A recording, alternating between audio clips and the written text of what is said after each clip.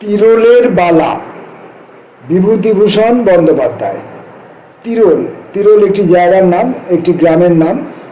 আর বালা, বালা মানে হচ্ছে মহিলা, মেয়ে। তিরোলের বালা।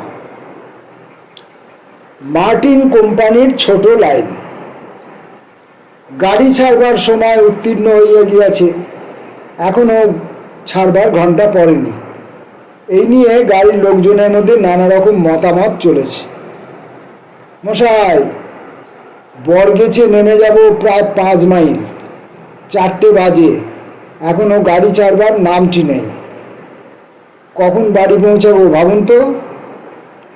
আরে এদের কাণ্ডই এরকম। আসুন না সবাই মিলে একটু কাগজে লেখালেখি করি। সেদিন বরগেছে স্টেশনে 2টো ট্রেনের লোক এক ট্রেনে পুড়লে, দাঁড়াবার জায়গা পর্যন্ত নেই, তাও কদমতলা এলো 1 ঘন্টা লেট।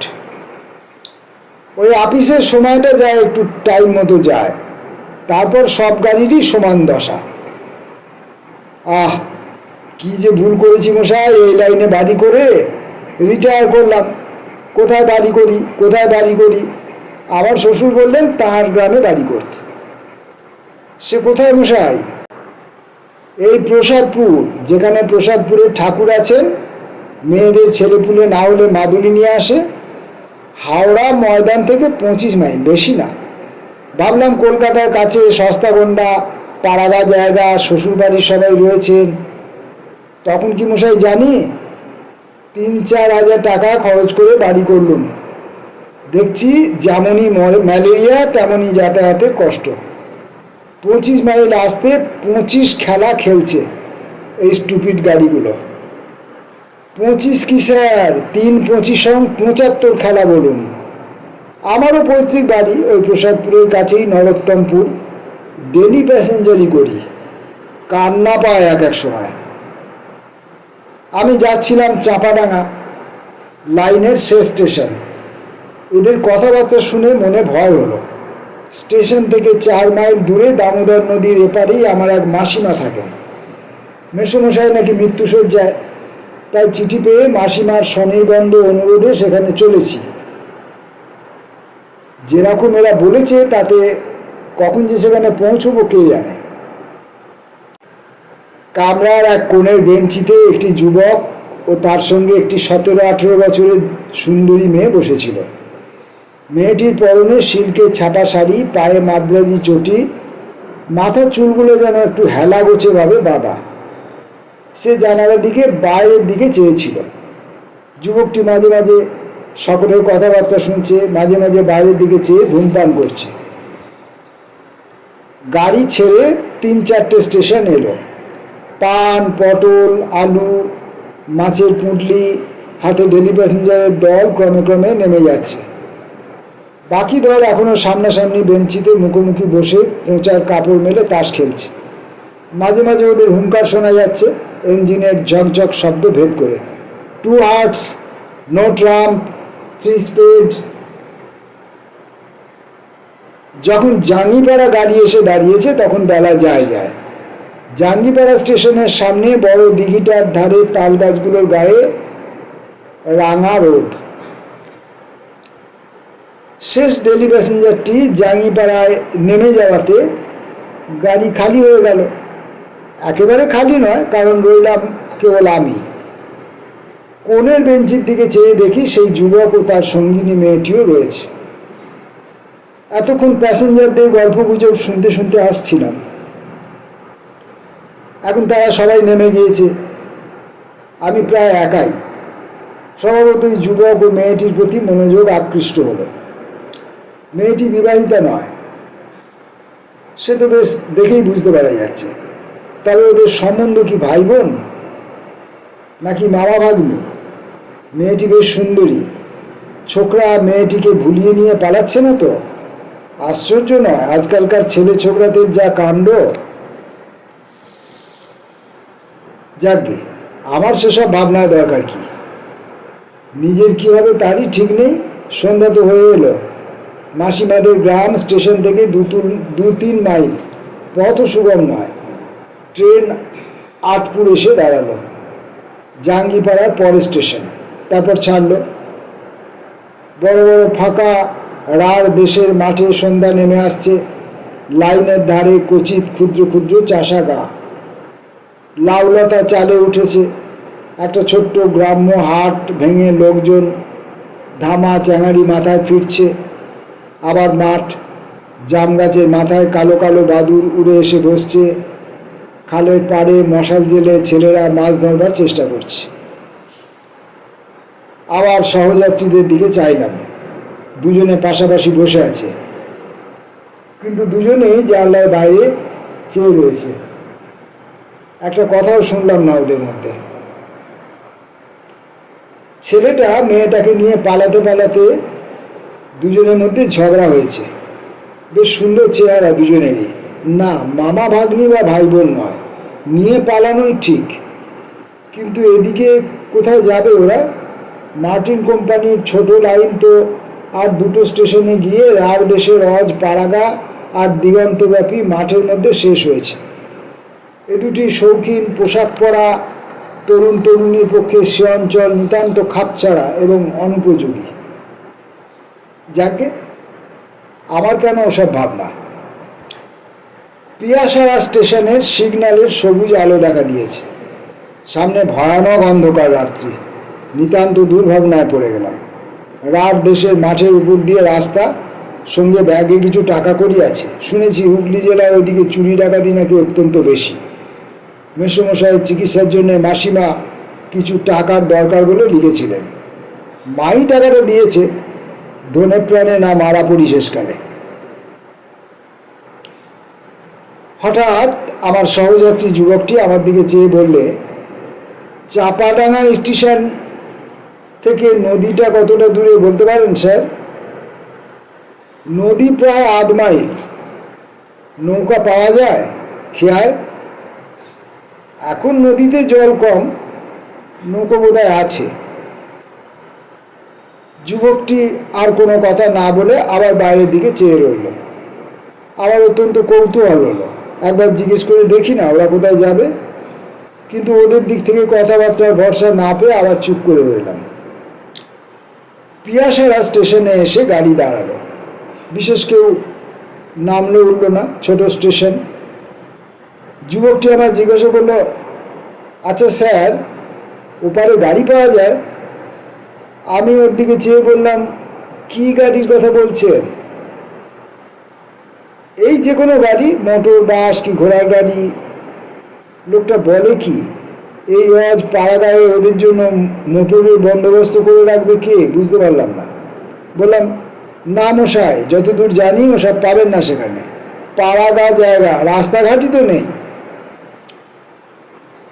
এবারও ওদের গন্তব্যস্থান সম্বন্ধে আমার কৌতূহল অতি কষ্টে চেপে গেলাম। কিন্তু যুবকটি পর মুহূর্তেই আমার সেই কৌতূহল মেটাবার পথ পরিষ্কার করে দিলে। জিজ্ঞেস করলে, ওখান থেকে তিরোল কত দূর হবে জানেন? অত্যন্ত আশ্চর্য হয়ে ওর মুখের দিকে চাইলুম। তিরোল যাবেন নাকি? সে তো অনেক দূর বলেই শুনেছি। আমি এদেশে প্রায় নতুন, ঠিক বলতে পারবো না, তবে 5-6 ক্রোশের কম নয়। যুবকের মুখে উদ্বেগ ও চিন্তার রেখা ফুটে উঠল। আমার দিকে একটু এগিয়ে এসে বসে বলল, যদি কিছু মনে না করেন স্যার, একটা কথা বলবো। তবে ইলোপমেন্টই হবে, যা আন্দাজ করেছিলাম। কিন্তু তিরোলে কেন?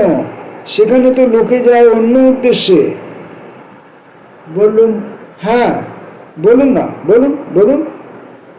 যুবকটি মেয়েটির দিকে আঙুল দেখিয়ে গলার সুর নামিয়ে বলল, ওকে নিয়ে যাচ্ছি তিরোলে, পাগলা কালীর বালা আনতে ওরই জন্যে।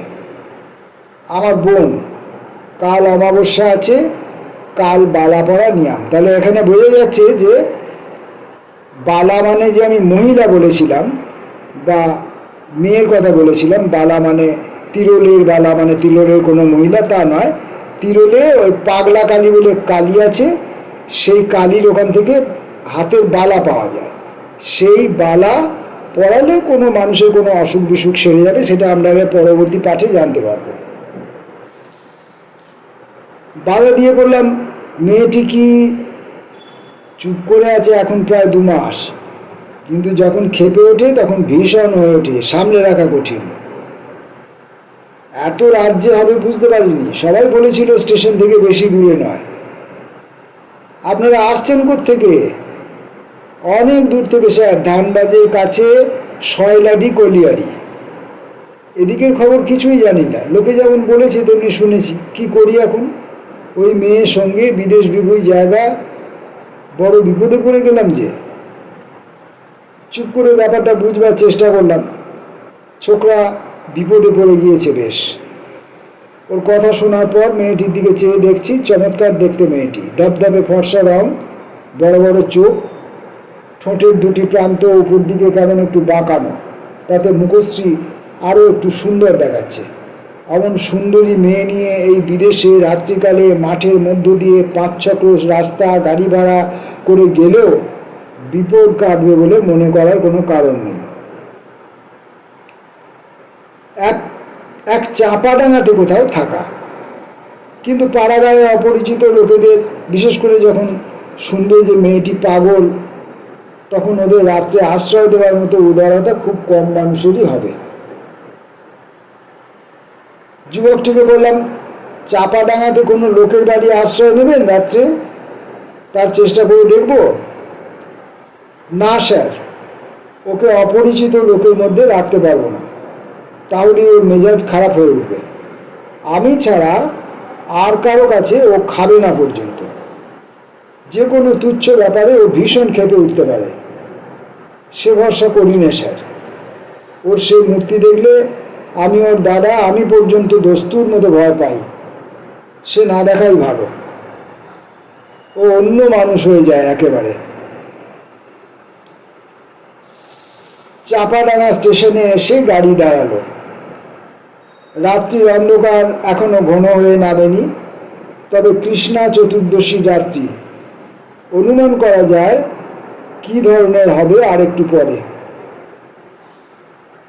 চাপাডাঙ্গা স্টেশনের কাছে লোকের বাড়িঘর বেশি নেই, খানকতক বিচুলি ছাওয়া ঘর, অধিকাংশ পান, বিড়ি, মুড়ি, মুরকি কিংবা মুদিখানার দোকান, একটা সাইকেল সারানোর দোকান, একটা হোমিওপ্যাথি ডাক্তারখানা, ডাক্তারখানার এক পাশে স্থানীয় ডাকঘর, একটা পুকুর, পুকুরের ওপারে দুখানা চাষাভুষো লোকের ঘর। আমরা টিকিট দিয়ে সবাই স্টেশনের বাইরে এলাম। সামনেই 2-3খানা ছইওয়ালা গরুর গাড়ি দেখে আমার দুর্ভাবনা অনেকটা কমে গেল। কিন্তু যখন তাদের জিজ্ঞাসা করে জানলাম নদীর ধার পর্যন্তই তারা যাবে, নদী পার হবার উপায় নেই গরুর গাড়ির, তখন আমি আমার সঙ্গীটিকে বললাম, কি করবেন? নয়তো স্টেশনেই থাকবেন রাতে? না স্যার, কাল অমাবস্যা, আমায় তিরোল পৌঁছতেই হবে কাল। এখানে থাকলে কাজ হবে না। আপনি আরেকটু কষ্ট করুন, আমার সঙ্গে চলুন। আপনাকে যখন পেয়েছি ছাড়তে পারবো না। আপনি না দেখলে কোথায় যাই বলুন?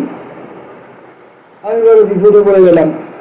ওদিকে মেসোমশাইয়ের অসুখ, সেখানে পয়সা কড়ি নিয়ে যত শীঘ্রই হয় পৌঁছানো দরকার, আর এদিকে এই বিপন্ন যুবক আর তার বিকৃত মস্তিষ্কা তরুণী ভগিনী। ছেড়েই বা এদের যায় কি করে এই অন্ধকার রাত্রে? তা হয় না, সঙ্গে যেতেই হবে। মেসোমশাইয়ের অদৃষ্টে যা ঘটে ঘটুক। গরুর গাড়ির গাড়োয়ানরা কিন্তু ভরসা দিল। তিরোলের বাঁধা রাস্তা, নদী পেরিয়ে গাড়ি পাওয়া যায়, পালকি পাওয়া যায় একটু খোঁজ করলেই। হরদম লোক যাচ্ছে সেখানে, ভয়ভীত হওয়ার কিছু নেই। নদীর খেয়া থেকে বড়জোর 2 ঘন্টার রাস্তা। নদীর ধার পর্যন্ত একখানা ছইওয়ালা গরুর গাড়িতে আমরা 3 জন এলাম। সারা ট্রেনে মেয়েটি কথা বলেনি, অন্তত আমি শুনিনি। ছইয়ের মধ্যে বসে সে প্রথম কথা কইল। যুবকটির দিকে চেয়ে বললে, দাদা, আমার শীত করছে। তোমার শীত করছে না? সুন্দর গলার স্বর, যেন সেতারে ঝংকার দিয়ে উঠল। আমি সহানুভূতির চোখে তরুণীর দিকে চাইলাম। আহা, এমন সুন্দর মেয়েটি কি অদৃষ্ট নিয়ে জন্মেছে। বললাম, শীত করতে পারে, নদীর হাওয়া বইছে তো, সঙ্গে কিছু আছে গায়ে দেবার? যুবকটি বললেন, না, গায়ে দেবার কিছু, ধরুন এই পোশাকে বৈশাখ মাসে, তা তো আনিনি, বিছানার চাদরখানা পেতে গাড়িতে বসেছিলাম, ওইখানা গায়ে দে। মেয়েটি আবার বললে, কি নদী দাদা? বেশ স্বাভাবিক সুরে সহজ ধরনের কথাবার্তা। আমি বললাম, দামোদর। মেয়েটি এবার আমার দিকে মুখ ফিরিয়ে বললে, বল্লভপুরে যে দামোদর? আমি জানি, খুব বড় নদী না দাদা, ছেলেবেলায় দেখেছি। যুবকটি আমায় বললে, দামোদরের ধারে বল্লভপুর বলে গ্রাম, বর্ধমান জেলায়, সেখানে আমার মামার বাড়ি কিনা। পূর্ণিমা মানে আমার এই বোন সেখানে দুবার গিয়েছিল ছেলেবেলায়। তারপর খেয়ায় নদী পার হওয়ার পর পূর্ণিমা ওর দাদাকে বললে, ভয় করছে দাদা, ডুবে যাবে না তো?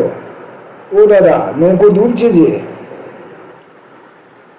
ডুবে যাবে কেন? চুপ করে বসে থাকো, দুলছে তাই কি? ওপারে গিয়ে আমরা দেখি গাড়ি ঘোড়া তো দূরের কথা, একটা মানুষ পর্যন্ত নেই। খেয়ার মাঝি লোকটা ভালো, সে আমাদের অবস্থা দেখে বললে, দাঁড়ান বাবু মশাইরা, শামকুড়ের গোয়ালপাড়ায় গরুর গাড়ি পাওয়া যায়, আমি ডেকে দিচ্ছি, আপনারা নৌকাতেই বসুন। পূর্ণিমা বললে, দাদা কিছু খাবে না? খাবার রয়েছে তো সঙ্গে। পরে আমার দিকে চেয়ে বললে, আপনিও খান, খাবার অনেক আছে। ওর দাদা বললে, হ্যাঁ হ্যাঁ দে, ওকে দে, তুইও খা, কিছু তো খাসনি সারাদিন, পৌঁছতে কত রাত হয়ে যাবে। পূর্ণিমা একটা ছোট পুঁটলি খুলে আমাদের সবাইকে লুচি, পটল ভাজা, আলু চচ্চড়ি, মিহিদানা পরিবেশন করে দিলেন। বলে, দেখো তো দাদা, মিহিদানা খারাপ হয়ে যায়নি তো? আমি বললাম, এ কোথাকার মিহিদানা? পূর্ণিমা বললে, বর্ধমান থেকে কেনা, আসবার সময়, খারাপ হয়নি, দেখুন তো মুখে দিয়ে। আজ যখন বাড়ি থেকে বেরিয়েছিলাম তখন ভাবিনি এমন একটি সন্ধ্যার কথা, ভাবিনি যে দামোদর নদীর উপরে নৌকাতে বসে একটি অপরিচিত যুবক ও একটি অপরিচিতা তরুণীর সঙ্গে খাবার ভাগ করে খাবো। কেমন একটা শান্ত পরিবেশ, যেন বাড়িতে মা বোনের মধ্যেই আছি, বড় ভালো লাগছিল।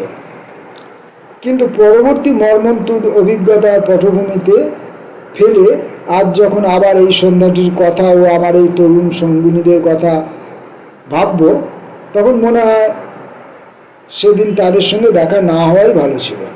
একটা দুঃখজনক করুণ স্মৃতির হাত থেকে বাঁচা যেত তাহলে। আমাদের খাওয়া শেষ হয়ে গিয়েছে। এমন সময় গরুর গাড়ি নিয়ে খেয়ার মাঝি ঘাটের ধারে দামোদরের বিস্তৃত বালির চরে এসে হাজির হলো। তিরোল যাবার ভাড়া ধার্য করে আমরা গাড়িতে উঠে পড়লাম। খেয়ার মাঝিকে তার পরিশ্রমের জন্য কিছু বকশিস দেওয়াও বাদ গেল না।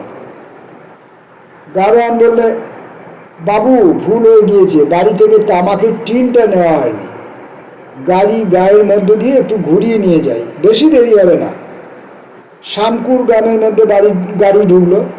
আমবাগান, বাঁশবন, লোকের বাড়ি ঘরের পেছন দিয়ে রাস্তা, ঘরের দাওয়ায় মেয়েরা রান্না করছে, তারপর আবার মাঠ, আখের ক্ষেত, পাট ক্ষেত, মাঠের মধ্য দিয়ে চওড়া সাদা রাস্তা আমাদের সামনে বহু দূর চলে গিয়েছে।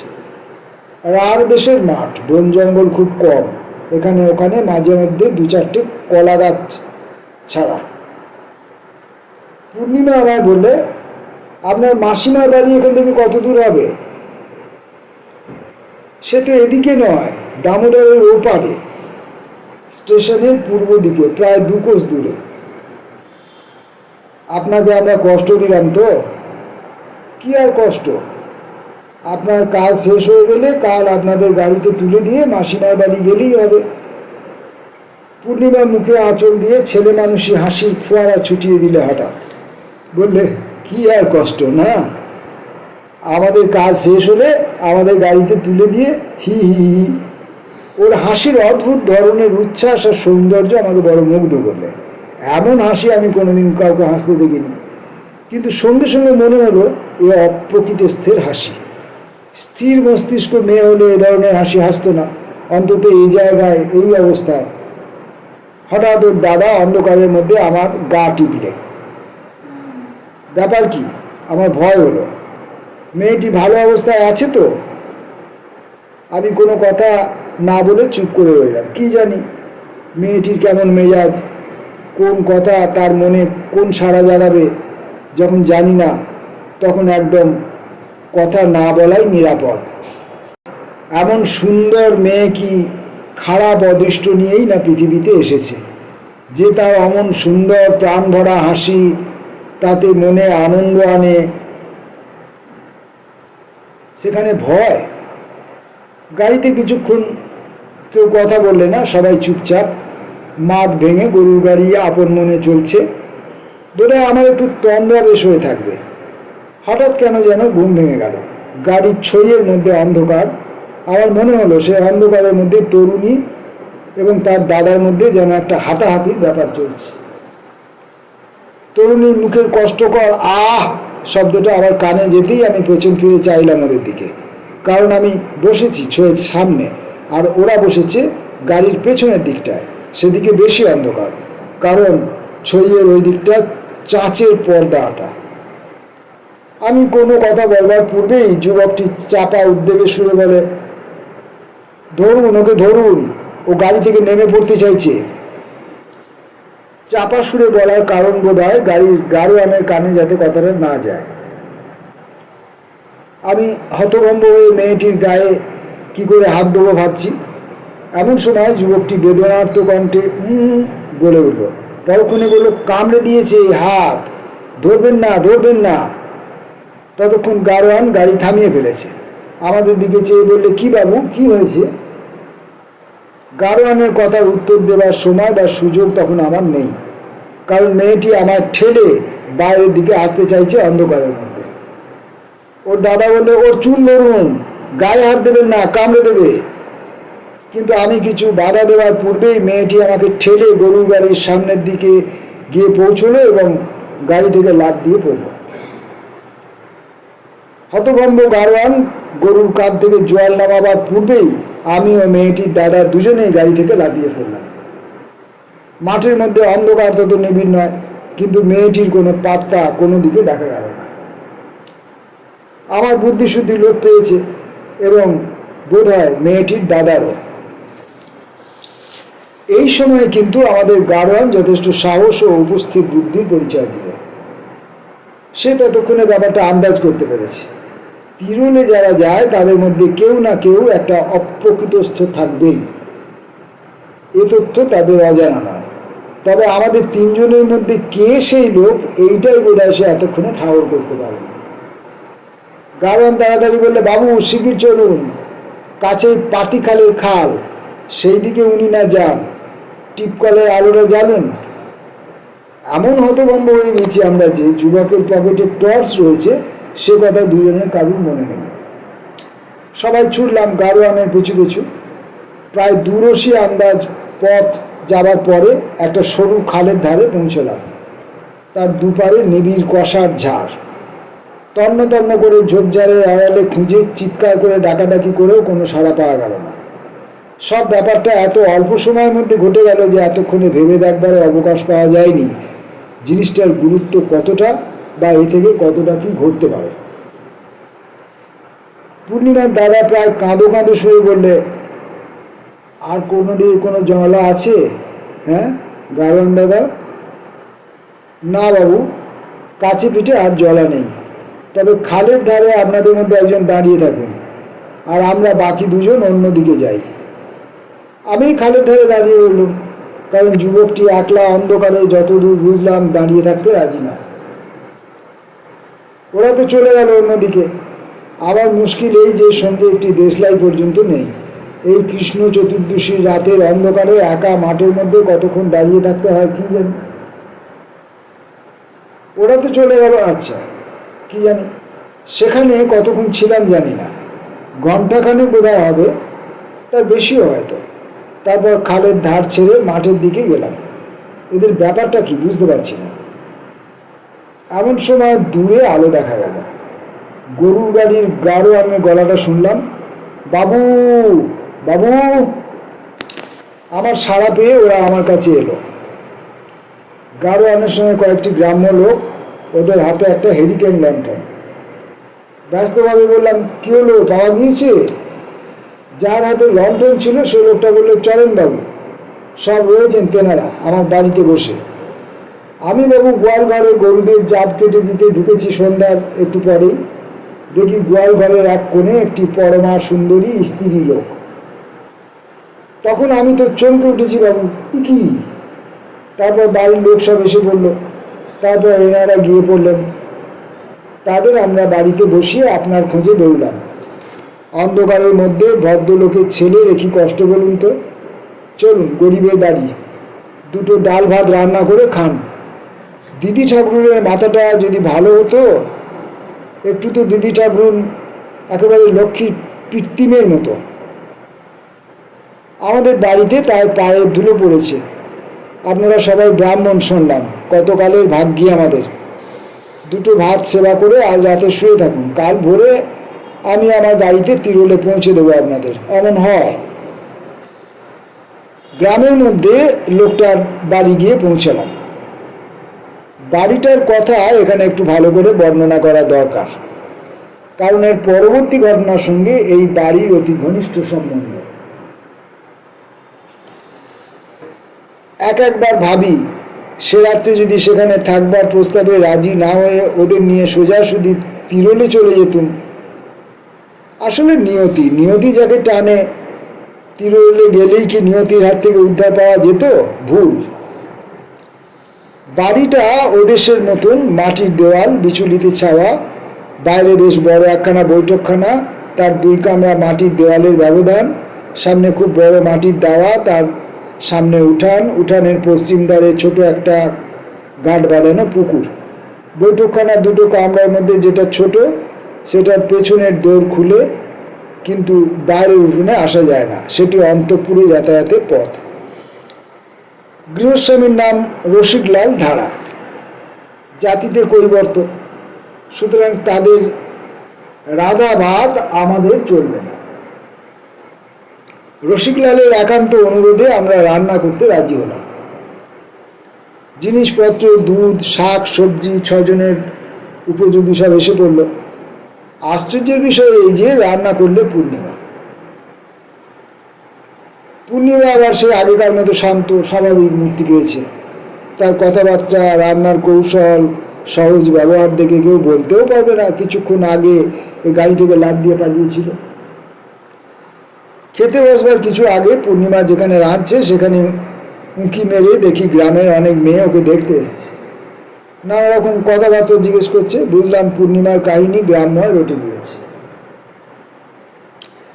রাত 11টা প্রায় বাজে।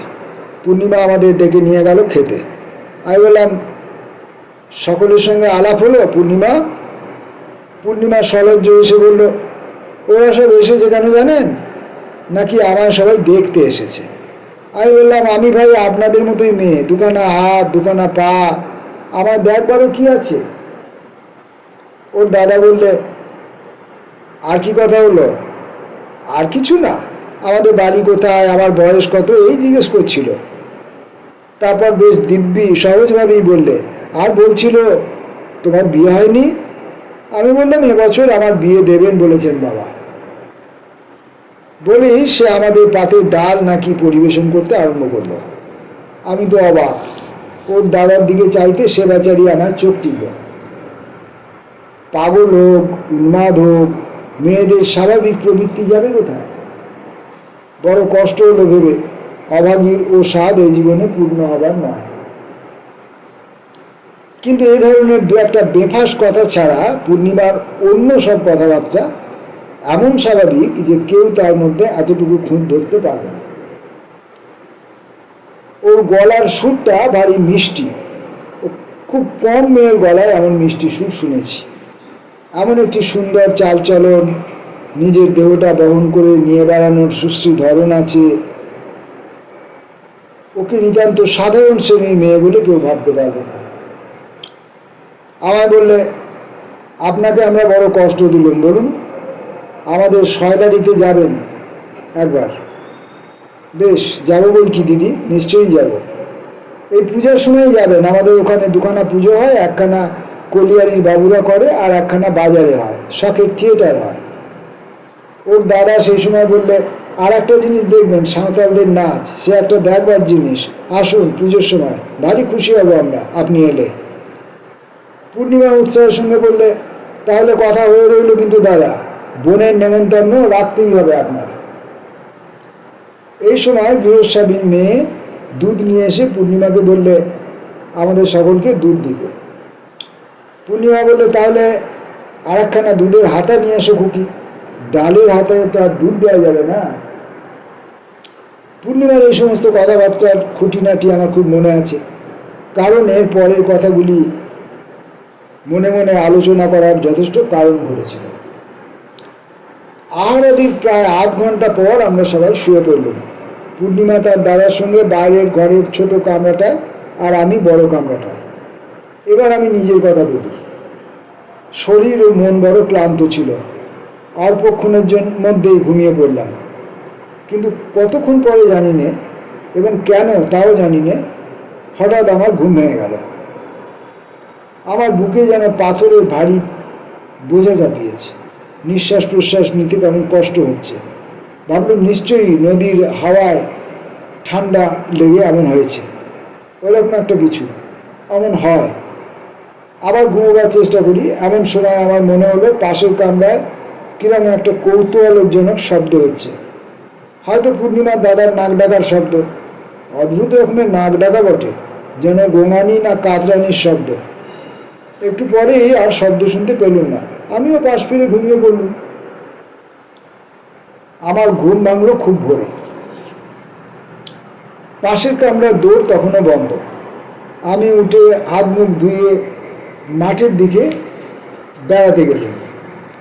আধ ঘন্টা বেড়ানোর পর ফিরে এসে দেখি তখনও ওরা কেউ ওঠেনি, এমনকি বাড়ির লোকও না। আরও আধ ঘন্টা পরে গৃহস্বামী রসিক উঠে বাইরের ঘরের দাওয়া এসে বসলো। আবার বললে, ঘুমুলেন কেমন বাবু, মশা কামড়ায়নি? এরা এখনো ঘুমোচ্ছেন বুঝি? রসিকের সঙ্গে কিছুক্ষণ চাষাবাদের গল্প করলাম, তারপর সে উঠে কোথাও বেরিয়ে গেল। এদিকে প্রায় 8টা বাজলো, তখনও পূর্ণিমা আর তার দাদার ঘুম ভাঙেনি। 8:30টার সময় রসিক ফিরে এলো। গ্রীষ্মকাল, 8:30 দস্তুর মতো বেলা, খুব রোদ উঠে গিয়েছে চারধারে। রসিক আবার জিজ্ঞেস করলে, এরা এখনো ওঠেননি? আমি বললাম, কই ওঠেননি তো, গরমে সারা রাত ঘুম হয়নি বোধ হয়, ভোরের দিকে ঘুমিয়েছে। আমার কাহিনী শেষ হয়ে এসেছে। বেলা 9টার সময় তখন ওদের সারা শব্দ শোনা গেল না, তখন আমি দরজায় ঘা দিলাম। ঘরের মধ্যে মানুষ আছে বলেই মনে হলো না। তখন বাধ্য হয়েই আমি পশ্চিম দিকের ছোট জানলাটা দিয়ে উঁকি মেরে দেখতে গেলাম। ঘরের মধ্যে একটা মেয়ে নিদ্রিতা এ অবস্থায় জানলা দিয়ে চেয়ে দেখতে দ্বিধা বোধ করছিল, কিন্তু একবার দেখাটা দরকার, ব্যাপারটা কি ওদের।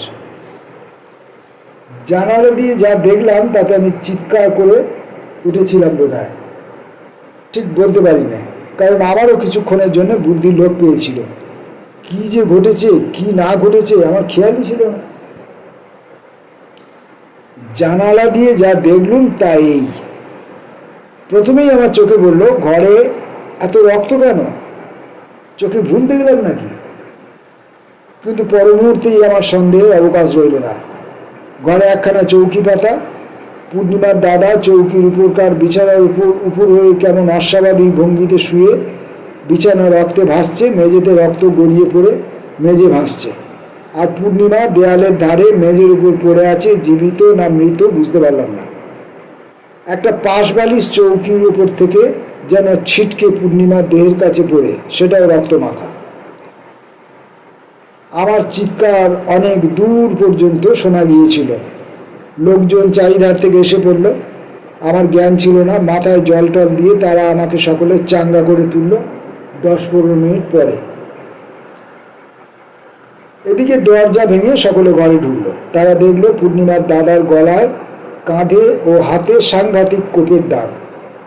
আগের রাত্রে কুটনো কোটার জন্য একখানা বড় বঁটি দিয়েছিল গৃহস্থরা, সেখানে রক্তমাখা অবস্থায় বিছানার উপরে পড়ে। পূর্ণিমার শাড়ি ব্লাউজে খুব বেশি রক্ত নেই, কেবল শাড়ির সামনের দিকটাতে যেন ছিটকে লাগা রক্ত খানিকটা। হতভাগিনী রাত্রে কোনো সময় এই বীভৎস কাণ্ড ঘটিয়েছে।